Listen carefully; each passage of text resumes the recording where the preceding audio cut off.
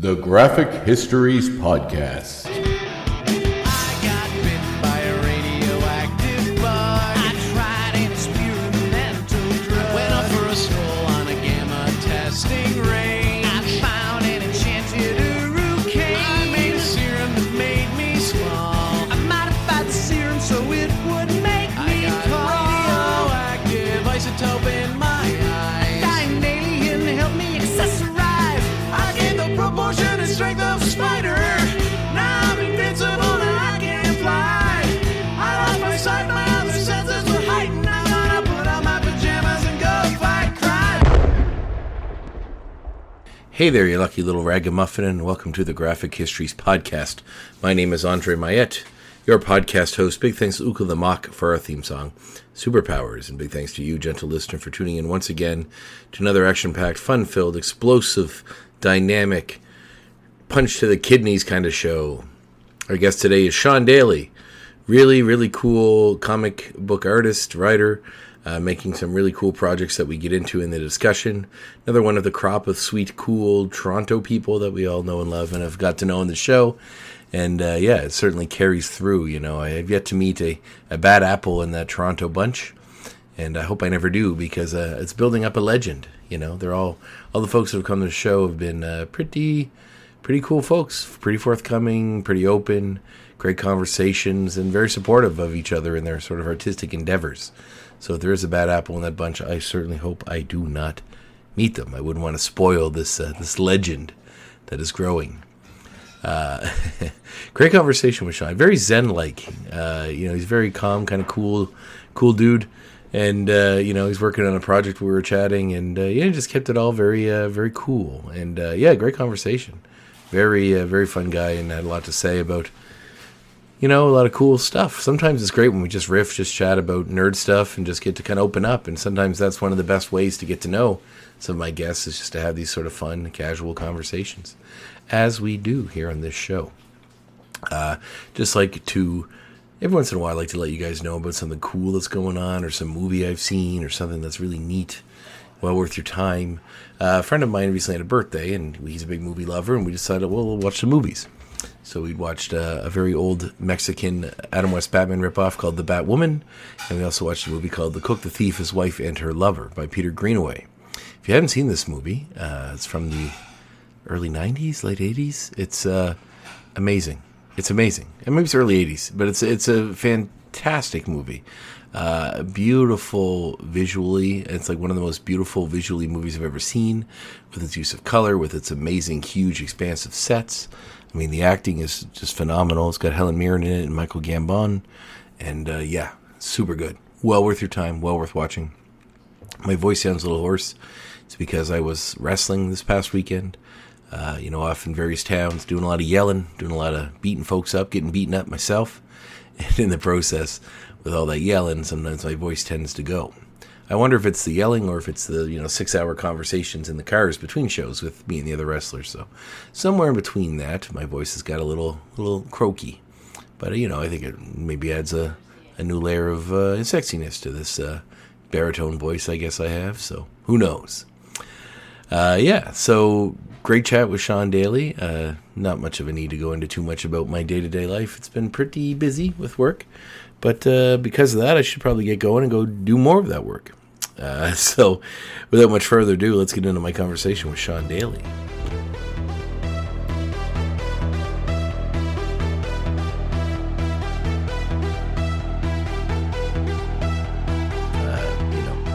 YouTube shorts and stuff. Cool. Nothing too Okay. crazy. So It it actually looks cool. You're like in like a little, looks like you're in like a little bunker somewhere grading comics.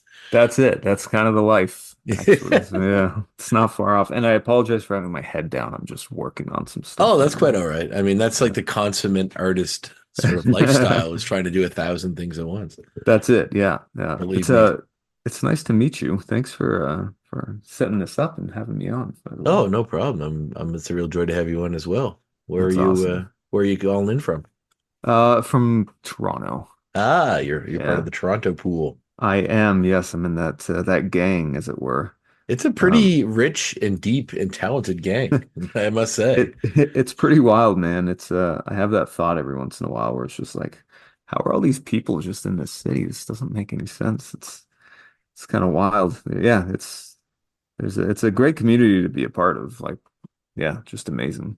Any of the other people from Toronto that or live in Toronto that I spoke with, all speak very highly of the community itself and how like connected and sort of supportive everyone is.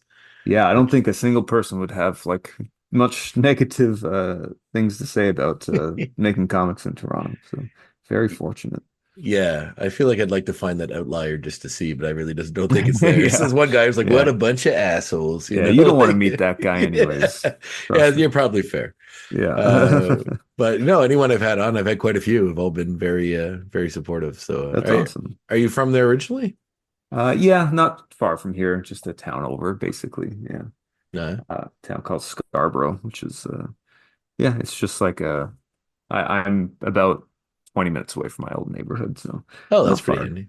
Yeah, yeah, Yeah, not far. Toronto is one of those well, Ontario specifically is one of those places as an East Coaster that always has a because I live in Nova Scotia, Oh, always okay, has a cool. bit of a like a stigma, not a stigma, but just sort of like it seems like there's so many small communities that aren't that small comparatively to the ones out here that are all That's really close to one yes. another. So Yeah. Yeah, it's a little diff our just scale over here is a little Mhm. different, I would say. because I meet people like I do a lot of different jobs. Once I'm a professional wrestler as well, and Oh, no way. so when I meet wrestlers from Toronto, they're like, "Oh, well, I'm actually in Hamilton, or I'm actually in Yes. you know Elmer, or some other weird place that like most people don't know about." So it's just interesting because it's just huge communities that are all really close and Right, seemingly yeah. Yeah. overlapping. Ah, that's so cool that you also do like wrestling as well. That's awesome. Yeah, I work on it. It's I do a lot of side things, a lot of Sure. hustles, I guess, and I guess that's kind of the every artist sort of thing. But I've always been like in acting kind of. I do like stage acting and stuff too, and film work when I can pick it up out here and stuff like that. So I Okay, try my hand at a That's lot of the sort of interactive arts, I guess. Well, it's funny because like wrestling just is theater, and I think maybe Hmm. some people just kind of miss that. Like, like it's yeah, it's drama, it's sports drama. It's Yeah, awesome. Yeah, that's how I always approached it, even when I started it. It's like stage play with like sort of stage like that's heavily involved with stage combat and yeah, but you also it's like weird because you have like character that you create that you it's almost like improv in that way that sort of yeah, yeah. carries on that has its own style and your own sort of move set and the things you do and the catchphrases and all that sort of stuff. Oh, I love it. I Yeah. love it. It's Yeah, it's great. comics. Yeah, Yeah, that's that. You know what? And I always describe it that way when I talk to other like nerd types. I'm like, it's basically living comics. You got your yes, good it guy. is. Everyone's wearing bright costumes. You got your good Yeah, guys, your bad guys. Your yeah. moves are sort of your power set. That's it. Yeah, Yeah, it's all connected. I love it. yeah, and it's highly entertaining, to watch for me anyway. Oh man, when it's good, it's amazing. Is Oh, like the thing, yeah, right? Yeah. 100%. So were you always a big fan of comics growing up? No, actually, I didn't get into comics until I was like early 20s, maybe Really? 21 Were or you like so. a Yeah, cool kid or 22. something? I Oh mean, I don't know. God, no. I was definitely not.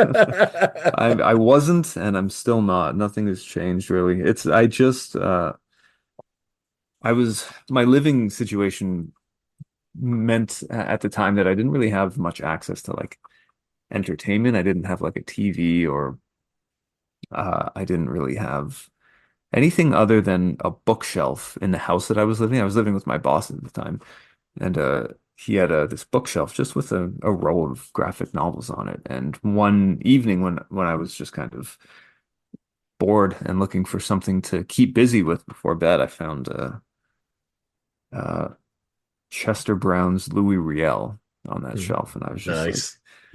I don't know what this is, but I need to kill some time, and I couldn't put it there. It was amazing. Mhm. It changed the way I thought about what I knew about comics, which admittedly was zero. I didn't know that at the time, but I knew nothing about, comics. I just thought it was superhero stuff that didn't really matter. Mhm. Like it was because when I was a kid, I would go to the convenience store and, comics were $5 Canadian back then, which was kind Mhm. of a lot of money for me I just didn't have any money. And I could never afford to read them as a kid. So I always skipped them, right? It was either I can get one comic or like five candies. And I was Mhm. like, well, as Yeah. a kid, I really like candy. It's If it could only be one. So I just, yeah, never grew up with them. But I always loved superheroes. I grew up with the animated shows, right? Mm. The Spider-Man and Batman. And every once in a while, if I was lucky, I would get a pack of like the cards. I don't know if you remember that, like Oh they were yeah. like, yeah, yeah, and they would Oh make yeah. like the puzzle almost like Yep. you could do, yeah, three by three by. Yeah. Those are great. Um, those were fantastic. And on the back, they had little bios and stats. And that's how I learned about superheroes was through those cards and just kind of um yeah, so I never really like read their stories. I never really did anything comics wise. And yeah, thank you, Chester Brown. Wow. I don't Yeah. think like it's funny because like I don't think I've ever heard someone's introduction into comics was like Chester Brown, which is awesome because I'm a fan of him as well. Yeah. But Yeah. it's just really funny that somebody would that would be your influx. And I guess it's a good thing it's something like Louis Riel, which is kind of a deeply Canadian story, instead of like I don't know paying for it or one of his other ones. Right. So, Yeah. yeah, which are very interesting in its own right. Yeah, a little But different, but yeah. yeah, that's very Uh cool. yeah, yeah. It's one of those things I always think of. It was just like right place at the right time. Like I Hmm. didn't realize that I was looking for a story like that. And yeah, like you said, it being about Canada and especially about something that wasn't really taught in schools. I was like, wait, this is I this is remember very interesting. briefly about learning about him when I in school as a kid. Exactly. You're Yes. probably I Yeah. might be older than you, but I'm 38. So, but it was like at one, but it wasn't like a deep part, and I don't think they even really went into like how he was killed and why and They all that sort of didn't. stuff. Yeah. No, Yeah. yeah, From what which I is a remember, pretty they did not. pretty big part of his story. Oh, it's huge. It's Yeah. huge. And it immediately made me think like, oh wow, they like didn't teach us this for like a reason. And then Mm. that made me question a whole bunch of other stuff No. just about, the education system and how anyway. Well, Canada Yeah, has so this sort of like uh, I don't want to say all Canadians are this way. I don't know if it's like I feel like it's a kind of a Canadian perspective, but when you like this smugness, I guess, about us in a way on a global level that we're like, well, we didn't have slavery and we didn't do all these horrible things that America did, but that oh doesn't man. mean we're free of terrible things that we have done. Oh, we You yes, know, like of there's course, so yeah. much like when all the residential school stuff came out, which was never really a secret, I guess, but it just wasn't something that was talked about. And when Yeah. people realized it and it sort of came out, like there's this a podcast I've been meaning to listen to called is it Candaland, I think. Okay. And they put out a book. There's like a crossover with them, and I think Under the Influence or one of those other CBC sort of podcast shows that I like. Yep. And they were talking to the guy, and I think he might have been talking to Mark Maron or something too. And he was sort of talking about how there's this real dark history to Canada that isn't really talked about. Like every country has it. It's not just us. It's not Yeah, just the of course. States. Yeah. I mean, like Britain's is way worse, and all the other countries have their own too. Yeah, you could say that. Yeah. Yeah, but in the way that you're like, well, and they talk about it. So I came across this book at a used store one time, which is like brand new. It's like Candaland's Guide to Canada or something. And you flip through it and it goes through like it's very bullet point stuff. Like they had a whole thing about, John A. Macdonald, like our first prime minister, and like, Yeah. um, how he's just like hammered all the time and like sort Yeah. of you had a very deep like alcoholic problem and like it was in all the things he did, including like the Lou Real thing and all that. It Yeah. was it was fairly eye-opening, but it's interesting when they put it in these little bite-sized nuggets you can digest very quickly.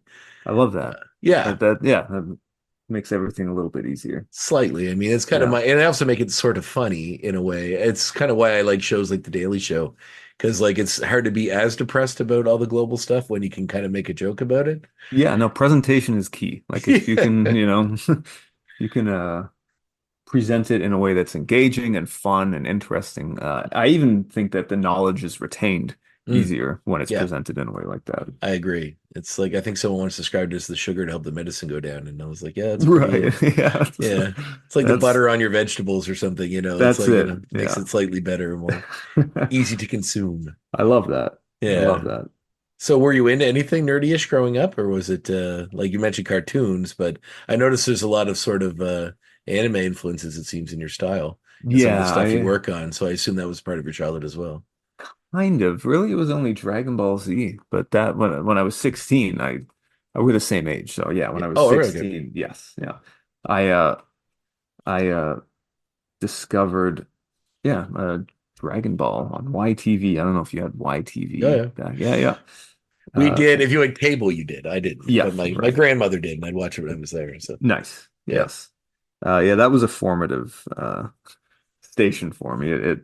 In fact, most of the shows on there that I grew up with were the things that I was nerdy about, like Mm. Beast Wars and Oh yes. Reboot, and Oh yeah. all that era was excellent. But for me, it was just probably a lot of this typical things that you couldn't really been called nerdy for when you were 7 and loved Power Mm. Rangers. Like Yeah. nobody would have been like, "Oh, what a nerd," and they shouldn't today because it's amazing. But Yeah. like it's I it was mean, it, just it is. Did you watch the Netflix the I sure big? did. Yeah. And what'd you think?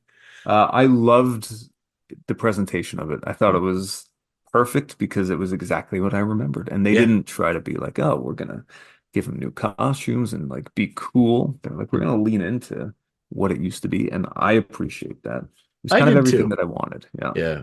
I thought it was odd. It's always weird when something that is like profoundly kid-like suddenly injects a little aspect of reality to it, like death or something, and you're Yeah. like, oh, and I mean, not like characters didn't die on the old Power Ranger show, but it's when it's connected to real world people that passed away and that sort of thing. It's always sort of like interesting in a way. It's almost like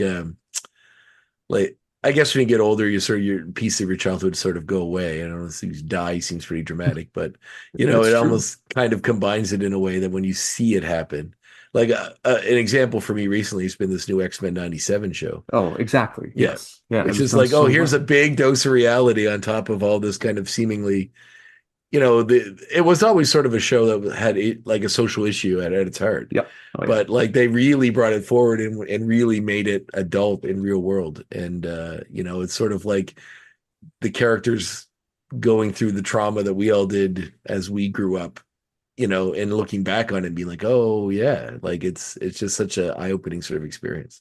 I think they had to do that Mm. because, to be honest, if that was one of the cases where, like, did you watch the original X-Men Oh yeah. 97? I have Yeah, a yeah, separate podcast I do. Actually, the person who first reached out to you, Davin, is probably he's my co-host on that show. And we watched the entire show and did every episode like a review and then did the new show. what did Um, you think of the original 97? Generally, it was very positive. It was obviously before the new one came out, so like it's a whole Yeah, other ball game. yeah, But very generally pretty positive. I mean, there are some real clunkers in there yeah, occasionally, but yeah. like we always give them a rating system. I think they generally rate it. There are, a few tens and mostly hovered around the seven, eights, nines area. Although Right. there were several that kind of went down. I think the lowest rated one was the Morlock Christmas episode, which was like Okay, it's sure. like a two or something. It was quite Yeah, bad. yeah, But overall, like it was very, reminiscent of the books. It yeah. even the issues they always explored some kind of deep social issue, and at that time they never went as deep as they could have because it was like the way that animation dealt with that sort of stuff was sort of a lot more benign than it is today. That's right. Yeah. Yes, which is why I think the direction that they took the new show and just made so much sense. Mhm. It's yeah, they couldn't have gotten away with the show like this on Fox Kids back then. Oh God, no. No, of course No. not. Even without like the characters dying, it still Mhm. wouldn't have really. I don't know if 7-year-old me would have been all that interested in it, to be perfectly honest.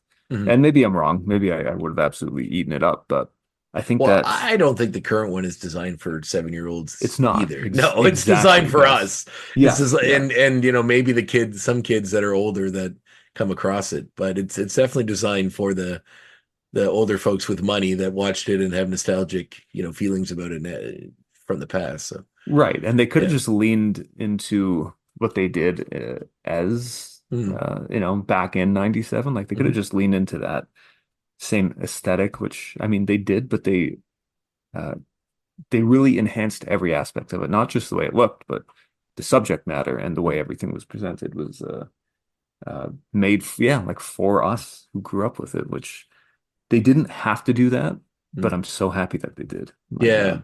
I credit the showrunner. I don't know what's going on with him not being on the show anymore, Yeah, what but a shame. seems like what he did. I'm sure there's lots of great people that'll still make it great, but I mean, he really gave that show kind of an iconic feel, look, and voice. Yeah. And we've had lots of people that have been on that show on the other show, like guests that have been voice actors or writers, artists, Oh, kind of. cool. Yeah, a lot of the voice actors. We had like Lenore Zan on, and she did Rogue. We had Beast on. We had the original Morph who did President Kelly in the new series on recently. Oh, that's very cool. That's Yeah, awesome. and yeah, several of the others, the ones that we could get on. So yeah, it's been my God, Mr. Sinister. We had him on, and Oh, cool. The old Uh, Cable. He was Executioner in the new series, and I love that. I love that they brought everybody back to just do something, even if it yeah. wasn't like, Well, even Executioner, I was pretty impressed with his depiction in the series because they actually made him pretty cool. Like I'm not saying cool, but like you know what I mean. Like he was yeah, I know really a piece exactly of what you shit, mean. but Yeah. like for like a very '90s character that was like not super important at any point, and to kind of like they gave him a hard edge, a really hard one. That fight Yeah. with Cyclops is like it's ridiculously It was, brutal. yes, It's yeah, really it was. good. Yeah. Yeah, that's another thing was the animation was so good and the choreography Oh yeah. for these fights. Uh, I'll never forget the internet's kind of response to, I think it was the first episode, watching Cyclops move with his optic blast, like Yeah. how it, he would actually like slide around and use it to propel himself. Yeah. Um, so cool, so Yeah, and cool. just seeing like charge up Wolverine's claws and all these different unique Yes. ways they had the powers interact with each other. Oh, brilliant. Yeah, it's pretty great. And I love the injection of like these deeply '90s storylines, and they're like we got a lot of them kind of overlapping with what they did with this season, but it was kind of neat to see like stuff that came after the show ended that now is folding into it. It seemingly like Age of Apocalypse is coming. I'd love to, Yeah. and all that sort of stuff. I'd love to see the you know, oh my God, Onslaught and all that kind of stuff. Like I think that'd be really neat. And I think it's probably not too far away. So That would be fantastic. yeah. Yeah. Yeah. They really set everything up for a really interesting a second season. Hmm. Should be should be Well, I was telling fantastic. the other guy in the show, I said, I really want to see a little bit of hope at the end of the season because it's been a lot Yeah. of despair. Yeah. Because Yeah. like the whole thing going into it is just like, no matter how much we try to make things better, we always wind up right back here. And it's like a whole conversation that Professor X has with like Cyclops. And you're like, oh yeah, yeah. Like it's like all this horrible stuff never really does go away. We're just gonna have to keep fighting forever. And you're like, oh God. And then they kind of bring it around a bit and I was very happy that Magneto kind of kept a redemption arc because after all that, to have him slide back into just being a villain again Yeah. would Yeah. have not been good. So It would have been too easy. yeah. But yeah, no, it's yeah, what a nice surprise. I know Mhm. that leading up to that, a lot of people who I talked to were like, yeah, whatever. The Mhm. original was this. It was, we don't need it again. And it's like, we always need the X-Men.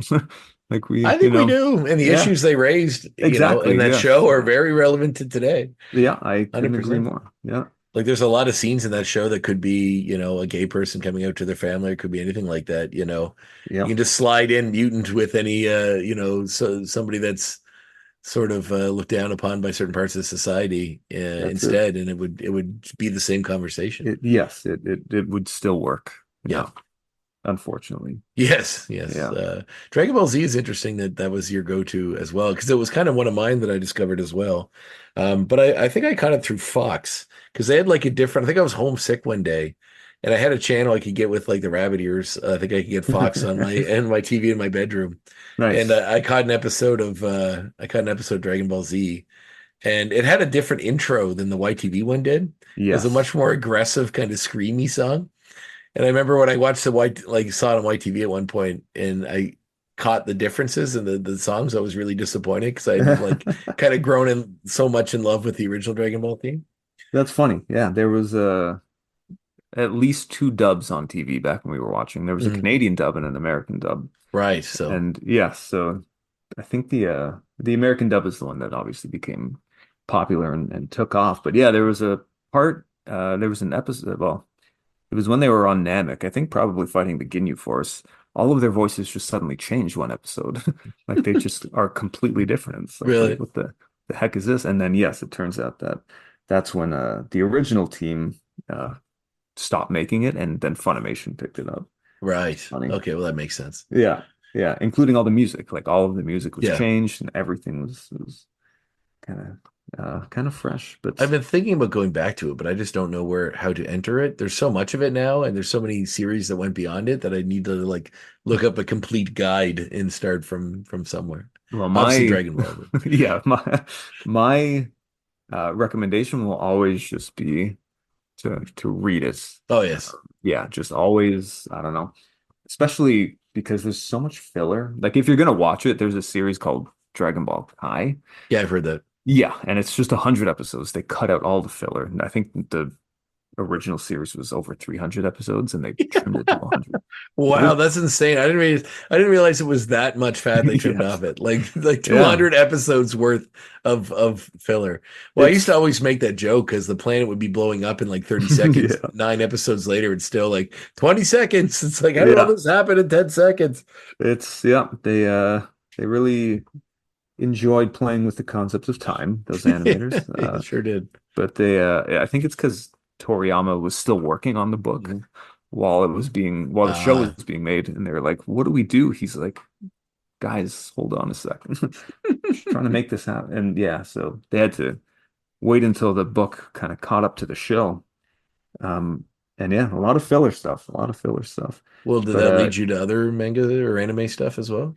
a little bit, Mhm. to be honest, not a whole lot until I was in like my early 20s and I discovered comics, and then I was like, oh wait, but also manga. Mhm. And then I read all of Dragon Ball and Dragon Ball Z, and then got into a bunch of other manga titles from there. So yeah, I didn't really have a lot of kind of anime or manga in my life besides Dragon Ball. Other nerdy things, I think I was a music nerd, so all Oh, of yeah. my nerdy things ended up being music related back when I was kind of a teenager, I guess into my early 20s.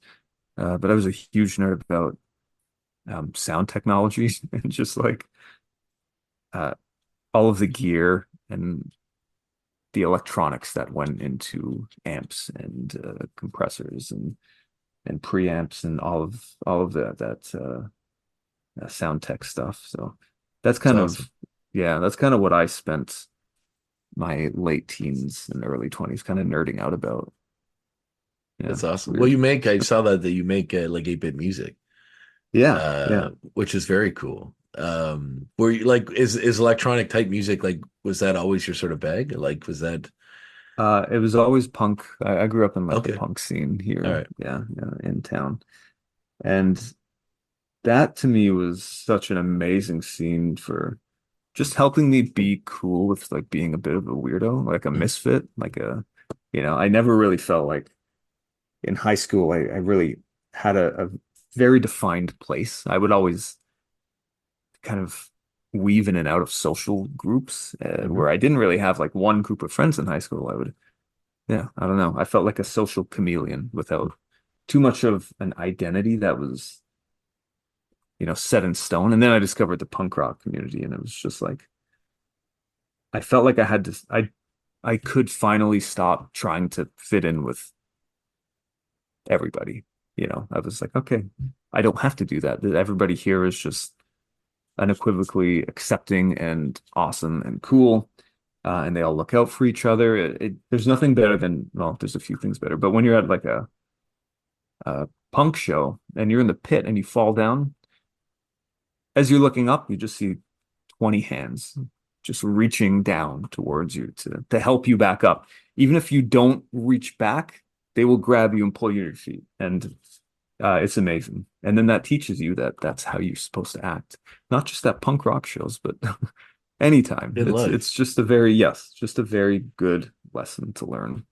Uh, and yeah, I've I always thank the sort community for of, that. yeah, I've always sort of, um, I always found that interesting about the punk communities. I've never been a massive, like, I like some punk music. It's never been my huge thing growing up. But when I first kind of moved out to where I live now, like out of school to go, out of home to go to college, I got invited to a punk show in a basement of like a boys and girls club. Nice. And I wore all black and I went and I with the people that invited me and I hung out and I was like just impressed with how really cool, accepting, and like, you know, because it presents with a really hard edge if you don't Yep, know what the community is like. that's And then it. you meet them and you're like, these are all just really cool people that just sort of, this is just their community and how they express themselves.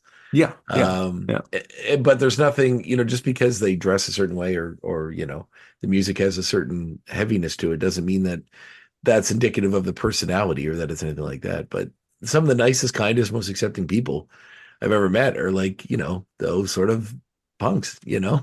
So it's awesome. I mean, yeah, that's. I'm glad you had a good experience with that community.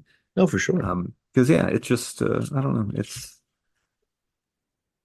I mean, I'm sure a ton of people can attest, but like I don't know, it's so nice when you finally find a group that you just feel comfortable around Mhm. and you're just yeah, not afraid to just kind of like be who you are. And yeah, it's a good thing. It's a really good thing. Well, it's Especially funny. just yeah. Community comes up a lot on the show, like people finding, you know, a lot of people finding their community usually through comics or through whatever. So it's interesting that yours is punk music. So that's really neat. Yeah, that was kind of the first one that I really fell in love with. It wasn't the last one, as you know, comics, yeah, weren't long after that, really.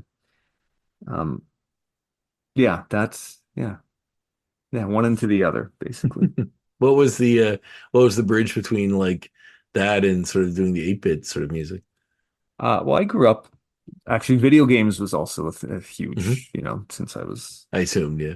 yeah, yeah, yeah. And I mean, back in the day when we had things like, Mega Man and I think Capcom was the soundtrack of my Hmm. childhood. Capcom and Hmm. Weird Al were like Nice. the Great combo. it was a great combo. Yeah, so much melody, so much Yes. melody, and energy. Because like Capcom was making these bomb soundtracks that just I would sometimes not even play the game. I would just turn it on, get to a level, and just put the controller down and just like enjoy some cool music. And that I think so. I would have been about 17. I was at a party and everyone was outside, and I kind of walked by. I went inside to grab the drink, and I saw my friend in his laundry room, which was also the computer room, and he had this program up, and he was like moving his head like he was listening to something. And I walked over, and he was using Fruity Loops, which is this Hmm. audio, yeah, this I digital remember audio that. Yeah, workstation. yeah, Yeah, yeah. yeah. And he had these 8-bit instruments up, and he was just kind of like goofing off, making some music. And I watched him for a minute, and then when he got up to go join the rest of the party, I basically just shut myself in that room for the rest of the night and just learned how to use this program while everyone else was out there partying. And that was it. I never looked back. I went home, I downloaded it, I spent all of my weekends just having fun with it, and that kind of yeah, that's how it all started. It was very fortuitous that I walked past that room at that party all those years ago. Well, there's been a real flux of and kind of I don't know if it would call it an overlap, but I've just noticed, and I've certainly fallen into love with sort of a lot of I'm trying to think of the right way to what the right genre name would be for this type of music, but this sort of electronic music that's like you know, like John Carpenter inspired stuff. Right. So Okay. So very synthy, yes, like synth, that's the word I'm thinking of. yeah. My God, my brain is not working well today. I wrestled two shows on the weekend and they were like very far away from each other. So it was a lot Oh, of driving yeah, that sounds about right. and then I had to leave super early both days to get to each place. The second day I had to get home because I had a friend's golf thing for his birthday. So it was That's very a little nice sleep weekend. that I haven't really recovered from. It was, but it was very taxing. Like, I don't know if you've ever been at a point where you've had so little sleep that you feel like your body's starting to shut down. That's kind of where I was getting Oh at my by the end God. of the day. So, Man, tell me about it. yeah. That's yeah. How's your actual like how is your body feeling after wrestling those matches? Like do you Oh, still get actually, sore after? yeah. I usually find like the first because there's always like a bit of a gap over the winter months, usually from Right. like usually there might be a show in like early December or something, but normally November is when they wrap up, and then there isn't anything until like March. Okay. So I find the first one back after that break is usually the worst one. Yeah. Because this time we went to like my wife and I went to Cuba right at like Oh, literally the week nice. after my last show I did, and I was like that was first show of the year, and I was just like my knee was kind of like sore, my back, and it was just like it was fine when we got there, but like going into it, I was like, ugh. But Yeah. Yeah. it's kind of I feel it's like these guys that work for like big companies like WWE and stuff, like they're wrestling house shows like 3 times a week and then on TV Yeah. like twice a week, and they seem to be fine. I think it's like the more you do it, the more your body's used Right. to it. Yeah. Yeah. Like guys like me that haven't never made to that level, but still do it. Yeah. More time in between, but I feel like as like I feel fine today, and I felt fine the day after each of the shows. Nice. Okay. Well, that's good. Yeah. I Yeah. guess, I know that this is a little different, but after, 6 months of it being too cold to ride my bike, once I actually get out there, I'm I'm dead afterwards. Like it just kills me. And then, a couple months of riding, I'm like, oh, this, Yeah. you can go forever. You get But really yeah, in the no. swing of it until it's time, just around the time it's time to put it away until next Yeah. year. Yeah, exactly. Yeah. That's so cool. That yeah, you what can I ask about? No, go ahead. Yeah, yeah. Yeah. What is your do you have a character that you're playing? Or like So when I started, which is like when I was like 21, 2, somewhere in there, I was a heel character called the Answer. And my cool. my whole gimmick is like I wore a cape and a monocle and a Nice. cane and like brightly colored like pink and purple kind of gear. Yeah. And it was mostly like I'm a genius and everyone else is an idiot was sort of the Nice. character. I love it. Yeah. Yeah, and I would basically like talk down to people. I used to write poems about the towns I was in and just mouth off to them. I had wrestled Lanny Poffo, who was the Oh, genius no back in way. WWE, yeah, a Yeah, couple yeah. times. And Oh, when I was on tour with him, he's a very sweet man and taught me a lot. But he used to do all the poems and stuff when he was younger, doing Grand Prix and stuff out here. It was kind of his right. whole gimmick, and he did it as a genius too. So I had made the suggestion that maybe we should do a poetry contest before the match, and not like you go out to a poem that's like pro Nova Scotia, and I'll do one that just like really shits on it, and then like obviously we'll get the crowd to vote, and they're going to cheer you, and then we'll have a match. I'll get mad and tag you from behind, a match will start, and Amazing. that's generally what we did. But so I started adding a bit of poetry to it. And I did that for a very, very long time. But then I kind of sort of inherited a local promotion. Like the one I started with here in Truro, Nova Scotia is where I live. It's Okay. called New Breed Wrestling. And I worked for it my entire time wrestling. But they eventually, the guy that sort of started it was sort of getting out of it. He got a family, moved to another province. And he was like, I want you to look after it. So I kind of took over. And then I was the one that was like promoting it. And I would go to the SPCA because I'm a big animal guy. So I Nice. would I would run 50/50s at the shows and I would give the money to the SPCA. So I would go drop it off and then they take photos to kind of promote that we did this. And I've still been doing that this whole time, but it's kind of hard to be the bad guy when you're like doing public appearances and giving money to charities and like, Yeah. doing that sort of thing. So because of that, I decided, well, maybe it's time to become a good guy. And it's also kind of I guess, an experiment in a way that I've been being a bad guy for so long that it's like, well, let's see what the other side is, right? And you work a style for so long, you kind of wonder if you could do something different. So I decided to go into a good guy mode, which is basically just myself. It's old school André, it's my wrestling name. Cool. And I just wear kind of like a Jerry Lawler inspired one strap black singlet Nice. with like, and I Yeah. have the bright colored long tights underneath, white boots, AM on the hip, dusty Cool. like Ric Flair kind of style. And Yeah, I love it. That's very classic. That's yeah, really cool. That's and cool. yeah, so I mean, my moves are fairly modern, but I do throw some fun old stuff in there. I watch a lot of old English wrestling, and I try to Nice. slide that in when Nice. I can. So a lot of weird tie-ups and funny, goofy stuff. Oh, But that's yeah, it's fantastic. been a Yeah. blast. Yeah, and it's been going well. So, I mean, Oh, that's obviously, very there's an cool. expiry date on it. I'm sure.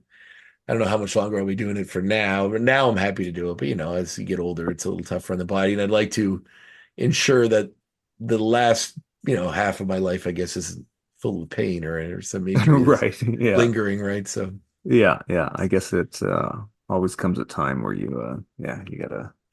it's weird because some days I feel like it's now, and then like I'll do a few shows and I'll have a blast, it'll go really well, and I'll feel great, and I'll be like, then that line pushes back, and but so for now anyway, I'm very happy and it's going well. That's good. Oh, It I'm is glad to hear that. it is quite time consuming as well, and there are other things I like doing, so there's that too. But also organize like just being paid to go to a show like what I did on the last couple is sort of the nicer one because you're not responsible for everything. When you run a show, you have Yeah, like instead of organized running it, yeah. wrestlers. Yeah, and Yeah. organizing wrestlers is like herding man, baby, cat legs that just Man, like I can't imagine. I really can't I'm imagine. I often mean, amazed how these 40, 30, 30, 40, like 25 to 40 something year old men live normal adult human lives because they can't, yeah, to organize them to do wrestling shows is some of the toughest stuff ever. man, that's why I got out of music. I was just like, these, it's probably the same thing, trying to get Yeah. like a full band together, Because to creative types actually, generally are pretty not super, like, I don't want to lump us all in the same category because I'm not like that, but generally, like, I'd say on average, a creative type is the most organized type person. That's why they're a creative type of person. right. Yeah.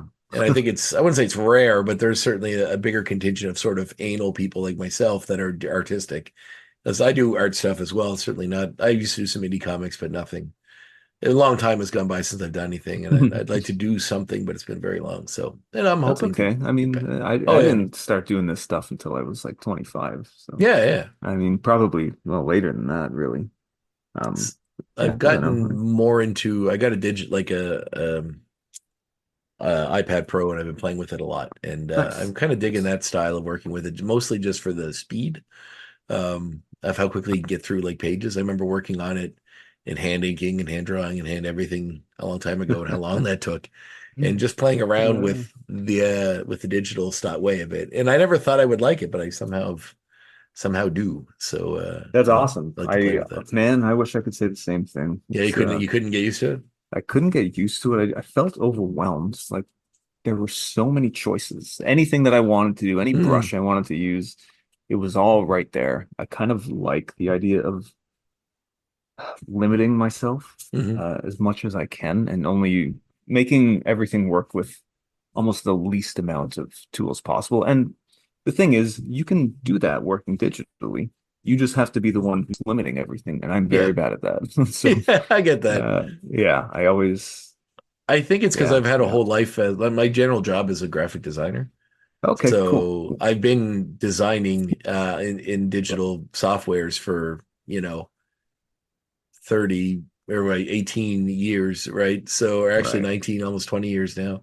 So, I'm pretty used to it in a way that so like seeing it kind of adding like the ease of holding the pen and doing it that way right on the screen has really amped it. And then like I got a Wacom tablet that I tried to use and I really dig that. But Yeah. then having the tablet in my hand and being able to not have to like, you know, go and into Photoshop and change the stuff you need as you're doing it with the tablet, just it made it so much easier and streamlined. See, that sounds perfect for, Yeah, what you do, what you want to do. exactly. Yeah, I love that. I wish I could. Yeah, I don't know. I've tried, and I always end up going back to paper. It just Yeah. always ends up. But it was also kind of a bit of an incentive, because when I first started, I had a very low page rate, like hmm maybe 25 Canadian. hmm But I knew that I could kind of sell the physical pages for, Yeah. upwards of 50 to 80 bucks back then. And so my idea was like, well, I'll keep my page rate super low, knowing that I'll have a physical page to sell afterwards. And that supplemented the page rate in a way to Yeah. kind of just make it so that I could do this. So yeah, it was a little bit different back then. And all the guys, the cartoonists I was kind of paying attention to, they all worked on paper. So it was just Mm. one of those things where it was like, all right, they're doing it and I want to be like them, so I'll do that. You know. Well, how did you get into where did you get into your first comics work? Like after I you started drawing and getting to that level, where was the first sort of, paid uh gig? paid gig. Oh boy. Oh well, I mean like let's Yeah. say art for exposure gig that we all fell into when we first started. Well, the way I started, I guess my very first project was a Kickstarter that this was around Fan Expo Canada, I think 2014. Really? Yeah, and I was like, I signed up for it because I was going to sell some prints of just drawings I was working on. And I got in somehow because I didn't even have anything really. It was just some drawings. But I Mhm. got in, I paid for my table. And then about 2 months before the show, I was like, I'm going to a Comic-Con and I'm not bringing a comic, and I love comics, and that feels weird. So why don't I just try to just put something really small together? And that's what I did. I just did two short stories. I think one was 7 pages, one was like 14 or something like that. And then I went to Staples, I printed them out, folded it, stapled it, and then sold those for $5 at the show. So that was kind of um, the very first time I made comics and got paid Mhm. in the end to do that. But then I kept going with the short stories, and eventually I put them all together in one trade called TerraQuill. And I did a Kickstarter for that, and um, yeah, funded a first full graphic novel. So that was kind of like the first Wow. instance of making money. And it wasn't a lot of money. It was enough. I was shocked, but Mhm. like it funded the next book essentially. And it's just kind of been one after the other into the other into the other Oh, since that's then. fantastic. Because Yeah. to have success with your first Kickstarter right off the get-go, like that's very impressive. You know what? I thought about that, and like I've asked myself why, because like it didn't make sense, and it kind of still doesn't, until I realized that everything that I was kickstarting I had actually released for free already. It Mm. was all put online for anybody who wanted to read it. There was kind of which I know a lot of people are like, well, I don't want it to be free. I want to make money off of it. But really, you can do both. You can make something free and make money off of it. It doesn't have to be one or the other.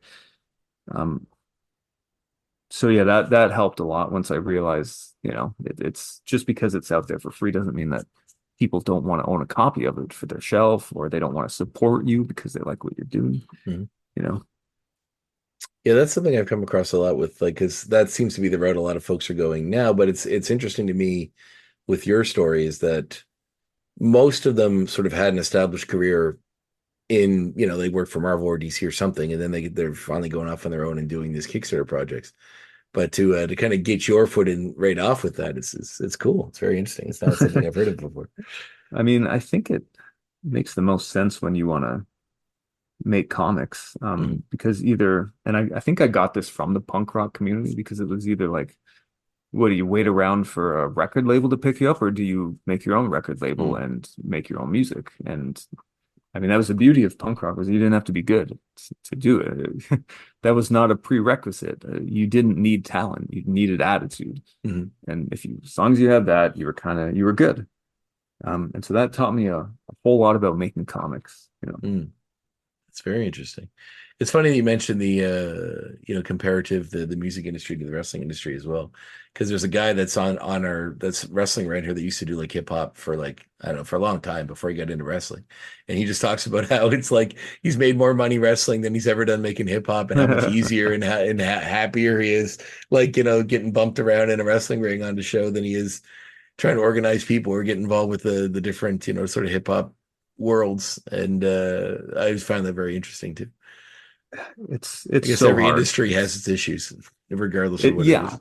absolutely, yeah. But in music, like one of the reasons I got out of it was, um, yeah, I don't know how to say this well, but let's say a lot of musicians, especially like in certain genres, take the sex, drugs, and rock and roll thing very seriously, Mhm.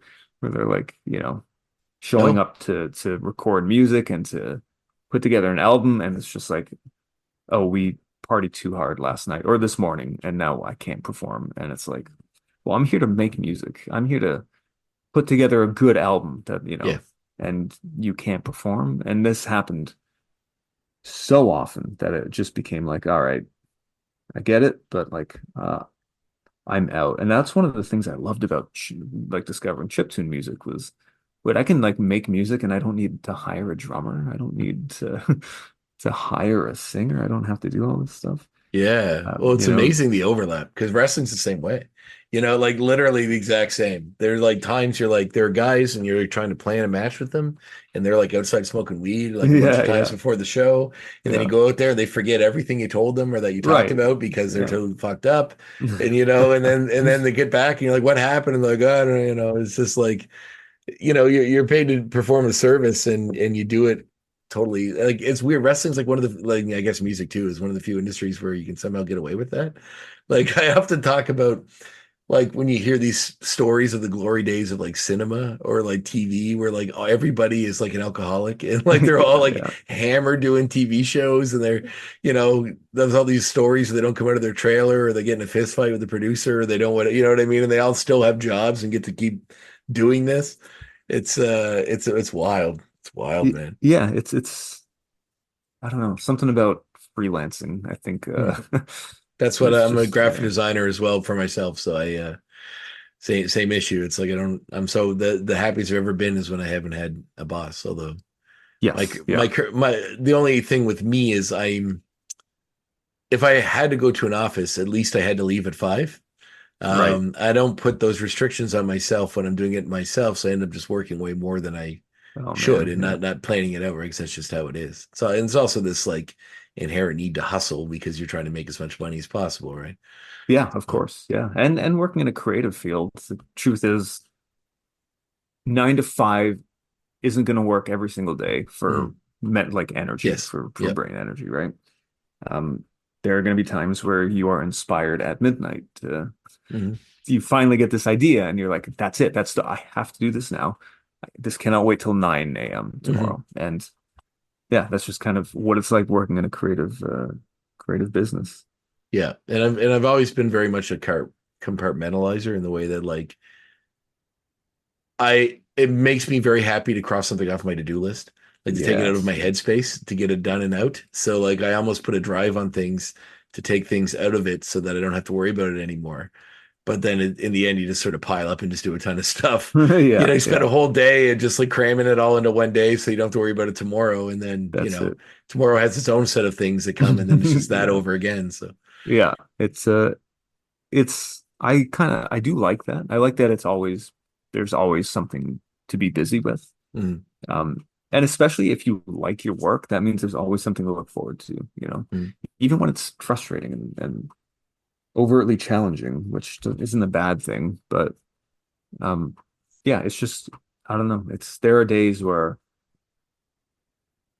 uh, I'll I'll wake up knowing that I have so much work to get done today, mhm. but this is going to be fun. This Yeah. is this is going to be super cool, especially once it's done and I get to look at it and pick apart the things that I've learned from doing it, or yeah, it's always interesting Yeah. I guess working that's the on cool thing about comics too. But like, it's neat because most of your books are your own, right? You don't often most of collaborate. them are. Yeah, most of them are. I started getting into IP stuff recently, Hmm.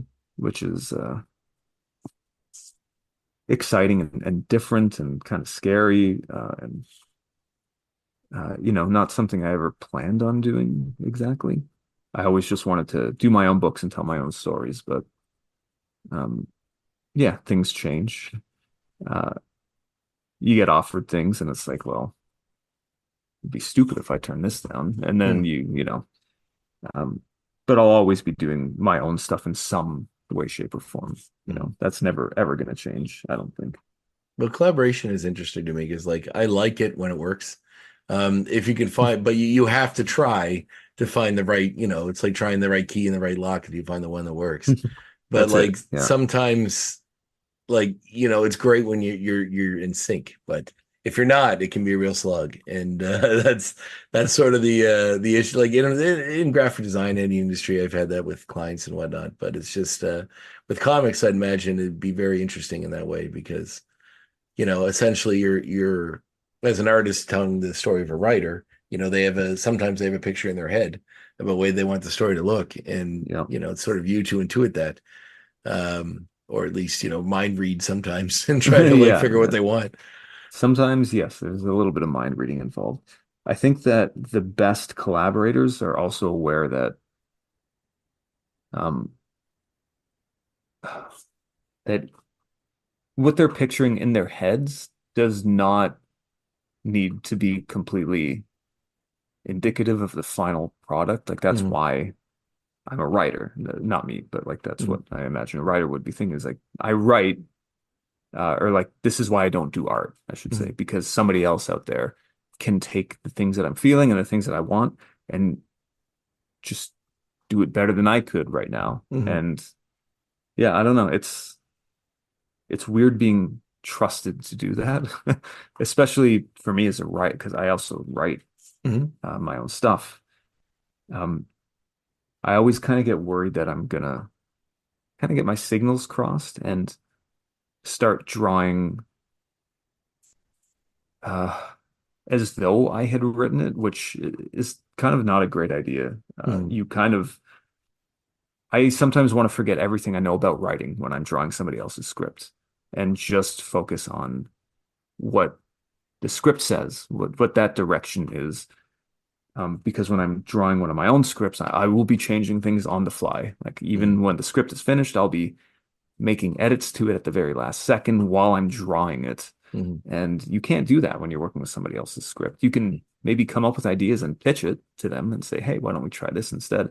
Which I can do that with the collaborators that I have working on indie comics. It's a little different working on like an IP with, Hmm. but yeah, I mean, working with a collaborator that you trust, oh, it's so good. And I don't do that too often in comics. Hmm. I have maybe 4 or 5 people that I uh, collaborate with regularly. And with them, I mean, I know that if they ever kind of message me and said, "Hey, can we try this?" It's an instant yes. Like, yes, well, of course we can. Hmm. But I also know that if I need to try something, I can just go for it and they'll be okay with that. There's very little need for, I don't know, like bureaucracy, where Yeah, you're just yeah. like, And that's usually was what the biggest, sort of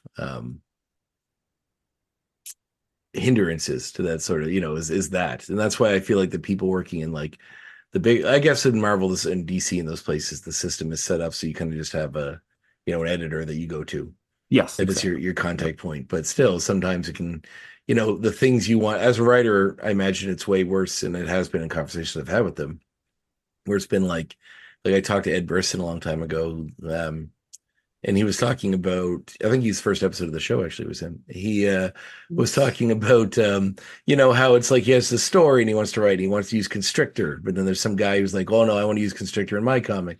And because I have this big story for him, and then you're like, okay, well then you have to use somebody else, and then Yeah. go and try to make it work with what you're trying to tell with that story in that way, and just kind of gets out there. But there There's must yeah, be. no, Oh, sorry, go ahead. there's a lot of that. There's a lot of um yeah, I mean, you're not a, when you work for an IP or something like Hmm. Marvel or Disney, you're not you have to there's so much red tape. Hmm. Oh Like yeah. you really kind of need the stars to align in some cases, Hmm. um to pitch something and have it be like 100% okay. Hmm. Yeah, very, very challenging. But But do you find that with IP work that like there's sort of a kind of a weight to what's come before you that you have to like you be aware of when it comes to working within those sort of those things? there definitely is, yeah. Hmm. And again, I haven't done a ton, but the stuff that I have done, there are a ton of specifications. And it makes sense because, I mean, these IPs have been around for a long time. There are toys you have to make sure that, you're um, not necessarily referencing, but hitting the specifications of if the comics and the toys look different, kids are going to be like, wait, why? Hmm. Um, so yeah, there is a lot to kind of uh, a lot more work to do when you're working on an IP to make sure that you're really hitting things and nailing them. And again, I'm not complaining at all. I absolutely love it. And the thing is, the editors on all of these projects are so good. Hmm. I've always, I'm not the only one who says this, but the editors are the unsung heroes of comics, and they really don't get enough credit for everything that they do. And yeah, when you have a good one or when you're working with a good team, it makes all of the difference. It really does. I'd like to talk to more editors because that is some. I've only talked to one really, Mike Carlin, who is like, but he was a big one. He's the editor for DC for forever. Like he did all Right. the Superman books all through the death of Superman, all that sort of stuff. Yeah. Which is really cool and kind of eye-opening and just sort of the process about how collaborative it is. Because like for something like that sort of project, there are like four ongoing Superman books at the same time that are all Yeah. overlapping, and you got to kind of like, you know, navigate the waters of that, and plus all the personalities of the people involved. So, Yeah. Yeah. and they're all kind of have stories they want to tell, but because and they even was wrapped up with like the Lois and Clark TV show was going on at the same time, and Yeah. they were trying to like kind of keep things in line with that a little bit, and it's just such an insane amount of moving parts that'll go towards it. But Yeah, I don't know if you know Tom Grummett at all, oh but yes, yeah, yeah. yeah, yeah. So I was at a convention dinner a few months ago, and he was at the table just telling us stories about, working in that era and Hmm. just um how absolutely wild everything was, just kind of figuring out the logistics behind how do we make all of this work with all of these titles and these media properties and all of this stuff that's currently happening. And it just sounds like, oh my God, such a headache. But that's what you got to do. That's part of the job, evidently. Yeah, I was always a big fan of his work, actually. Huge fan of his work. Yeah. Oh yeah. Yeah. Fantastic. Fantastic. It was such a like his there's few artists that really to me I see their art and it just shoots me right back to like a perfect 90s nostalgia. Yep. Mark Bagley's one of those for me too, but whenever I Oh yeah, see for sure. I'm Yeah. a huge fan. I was always been a huge fan of him. Yeah. But Yeah. His Spider-Man is just like when I think of the Spider-Man that I grew up with, and obviously the Venom, it's his mhm. immediately. Yeah. And another one that I really liked was Ron Friends. He is really cool too. But also Sal Buscema. I think it was Sal Buscema. Oh yeah. I always Yeah. get them mixed up because there's Sal and his son John. The one that drew Spectacular Spider-Man, whichever one that one won was the one that I was like was my go-to as a kid. That's awesome. He would always like draw, he had the most insane punches. Like like there's Yeah. always someone right in the foreground with like upside down with the face at the screen, and then a guy with a huge wind up. Like it was always this Uh, massive, like no punch was just a basic punch. It was That's always like a comics. That's full that's what it haymaker. should Yeah, be. yeah, Yeah, exactly. that's it. Well, what do you have coming up? Like what's next down the pipeline? I'm not allowed to talk about Oh, it. fair enough. Yeah, not yet. I mean, do you edit this? I will talk after. I don't want to. Yeah, I don't want okay. to. Yeah, yeah. I I mean, can, but I'd nah, rather nah. not. I'd rather not get you in trouble in case I miss Yeah, something. I So I certainly totally won't fine. be able to announce anything yet. It'll be announced shortly, and Cool. something I never realized that I need in my life. Which, yeah, that's all I Awesome. can say right now. Well, Yeah, that's huge. I'm super happy to hear that. And yeah, whenever yeah. it gets announced, if you think to let me know, I'll definitely post it and share it with the stuff Yes, too. So indeed. Yeah, thank that'd you. be awesome. Well, And then I did a Kickstarter in October of last year for a book called Samurai Grandpa 2, which is a sequel to a book I did in 2017 with my collaborator Easton DeVerna, who's an amazing writer. He just had a very successful Kickstarter for a novel called Lux. Amazing for anyone who wants fantasy. Yeah, like excellent fantasy stories. Yeah, he's so good. Um, so yeah, we did a book called Samurai Grandpa in 2017, and we're doing the first half of a follow-up right now. And we did that in October last year, the Kickstarter. And as soon as I'm done drawing this book, I go right back into Samurai Grandpa, and we're gonna try and get that out for early fall.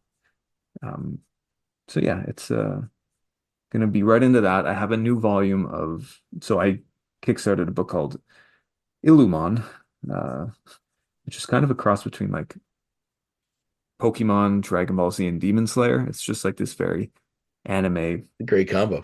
inspired, yeah. Kind of like a mature take on Pokemon. Like what would happen if a young monster catcher actually captured a whole bunch of dangerous gods? Mhm. and destroyed the world, and had to kind of figure out how to fix it. And yeah, there's a second volume of that slated to be on Kickstarter at the end of this year. And yeah, it's one thing after the other, and in many cases, many things at once. But uh, it's kind of how I prefer to work, so I have zero complaints. It's fantastic. That sounds like a really cool premise.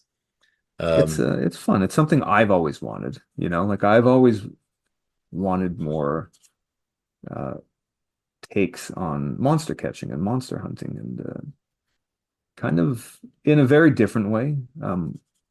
So actually, no, I'll preface this a little bit. One of the first superhero books I ever read when I first started reading comics was The Boys. uh, Yeah, it's great. It's a great yeah. series. I'm a huge fan of the comic. I like the show too, but the You know comic what? is just going so much further. I am a huge fan of the comic too, and not a lot of people like to say that. Really? Oh man, Yes, I'll happily advertise that. I love that. yeah, me too, me too. But I know that a lot of people who have read it are just kind of like, no, no, watch the show, and I'm like, do both. Yeah, The comic yeah. is fantastic. I was actually thinking about it today just because, and I won't say anything more than this, but it has one of my all-time favorite endings to any comic. Mm. Just the way that the story wraps up is so logical and it makes so much sense where it ends up going. Yeah, I'm Um, curious how they're going to do it in the show. We'll see, because yes, yeah, the book was perfect. I And agree. like, yeah, I agree. and I don't know if I'm going to be as happy with it because they've already changed one of my favorite parts of the end already, and about the big revelation about who Noir was. I And think they'll still do it. you think so? I think that they will. Just in a different way. I I think that because the mask was never off. Well, it was, and it was definitely not who it is in the comic. But Yeah, I know. They've I already think announced that the fifth season's their last one too. I think the one after this one. exactly, So yes, yeah, we'll yeah, see. yeah. I don't know. I think that they can still do the thing, and I hope that they do. But we'll see. We'll We'll see. see. Yeah. Yeah. But so I've always wanted kind of like I love when writers take this thing that is just full of so much hope and innocence, like Mhm. superheroes, and then you get the boys, right? Like Mhm. you twist it around a little bit, you turn it on Yeah. its head. I've always kind of wanted something like that with Pokemon. Uh, Yeah. Okay. Cool. yeah, That's all. I like the boys meets Pokemon. That's a yes, fantastic. yeah. That's a It's fantastic elevator pitch. it's a little less intense to start, but it's the one, this is planned to be a 4 book run, and it's going places that I'm still not sure I'm ready to take it, but it's Mhm. Adam, So this is the is how first it's going to volume of be. this out now?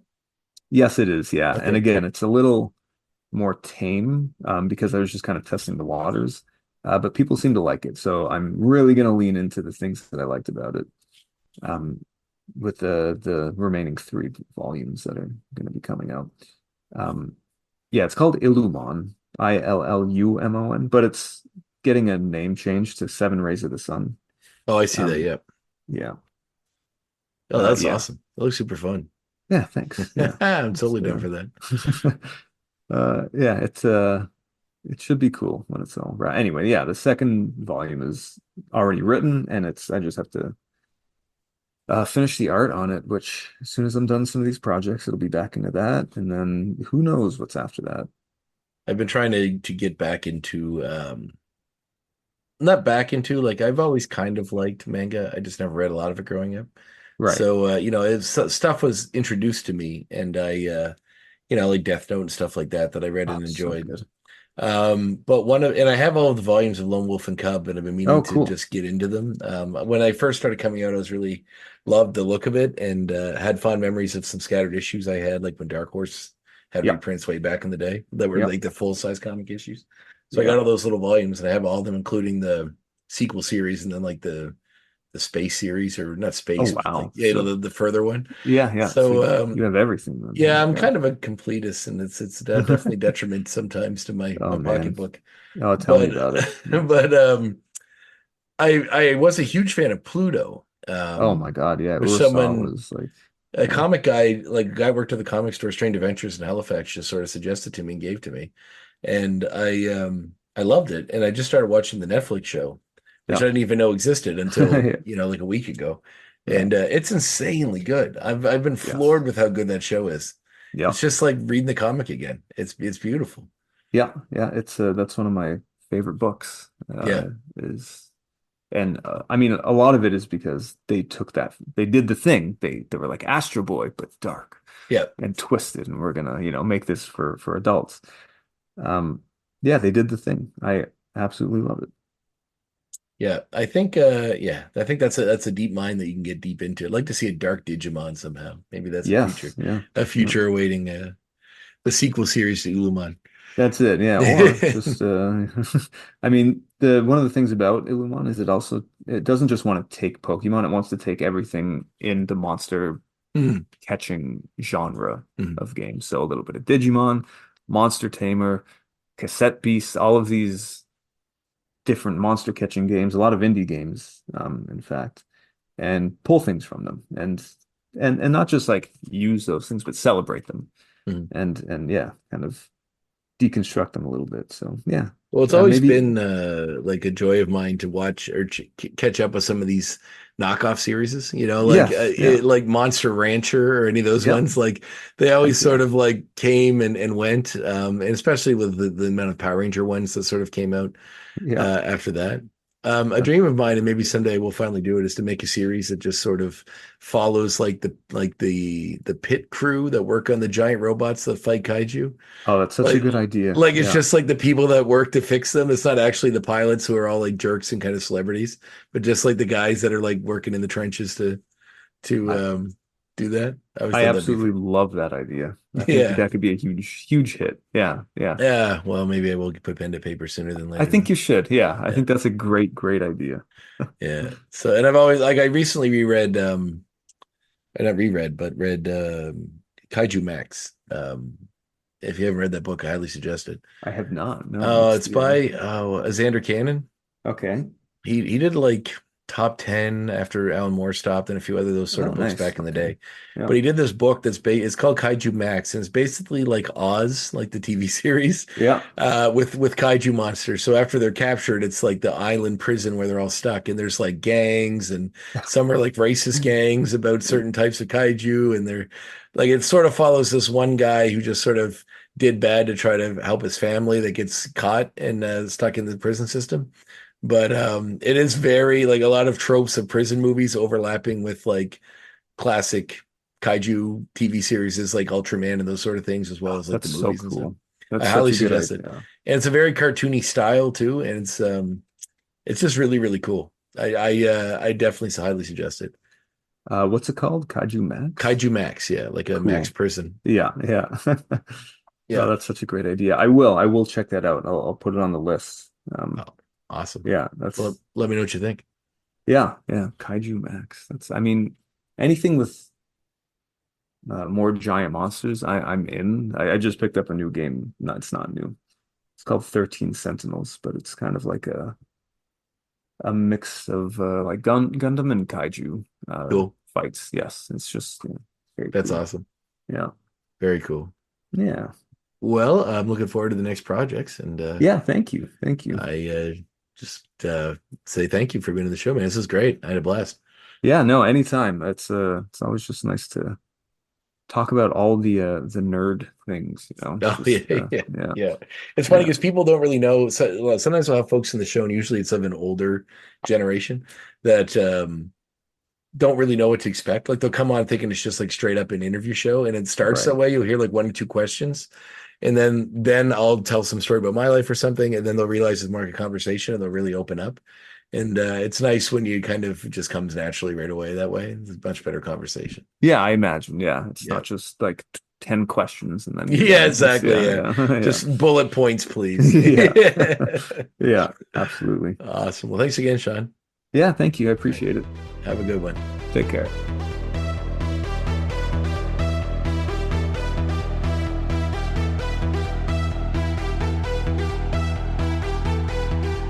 There you have it, my chat with Shawn Daley. Great talk, great dude, super cool, calm, collected. and working on some amazing projects. After we turned the mics off, he did tell me what that project was. And I don't mean to hang it over your head, dear listener, but it is super cool and quite a doozy. And I'm excited for you guys to find out what that is once that information becomes public. But I think you will love the idea of it. I certainly do. So check that out when it comes out. I will post it on the socials and all that fun stuff. Tune in next week to our next episode. I think I know what it is, but I just want to make sure. We had a few shifts, so I'm not really announcing it as much unless I'm 100% sure what the next episode is. But I am not at the moment, just because who knows what fate could entail between now and a day from now when I record that one. So who knows? But in the meantime, stay safe, have fun, read some comics, go check out Shawn Daley's art on his website and his previous projects. That Ulaman one looks amazing. I'm definitely going to be checking that out. And you probably should too. It looks like a lot of fun. And that comic project him and I talked about that I might be getting into, I think that might be next. I think it's time. It's time. Anyway, in the meantime, stay safe, have fun, as I said before, and go read some comics. The Graphic Histories Podcast is a proud partner of the United Federation of Podcasts.